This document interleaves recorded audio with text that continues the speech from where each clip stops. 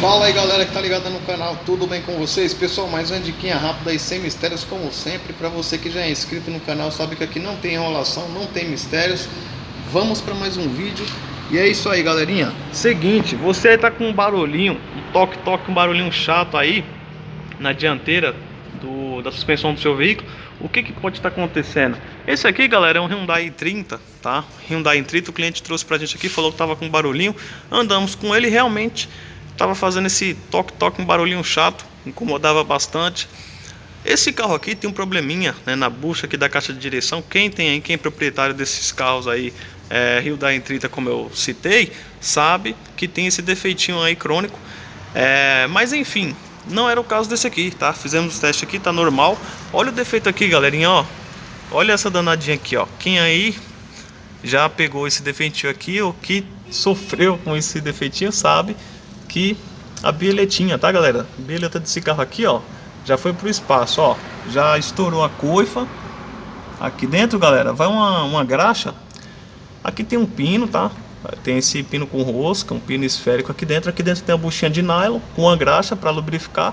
E ele acompanha aqui as oscilações, né, da barra estabilizadora, ó. Vai ligada na barra estabilizadora. E ele tem que trabalhar, né, galerinha? Ele trabalha como um pivô, como um terminal de direção, enfim. Só que esse aqui já foi pro espaço, tá, galerinha? Ó, tá vendo, ó? Aí o que acontece?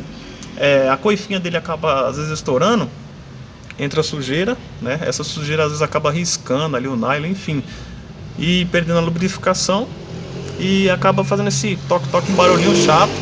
Passa pra torre aqui, né, pro telescópio do amortecedor, a gente já removeu, ó, fica aqui em cima.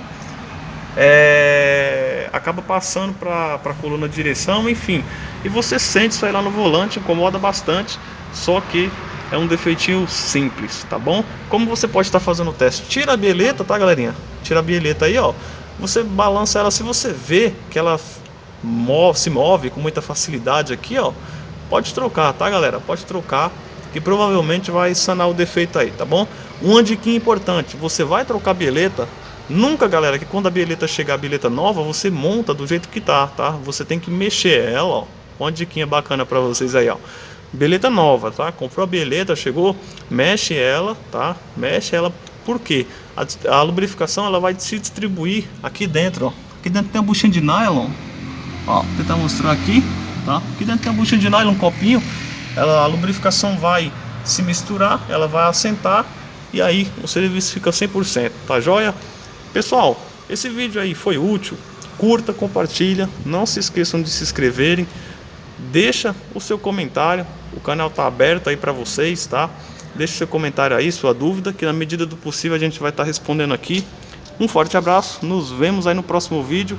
E é isso aí, galera, vamos que vamos.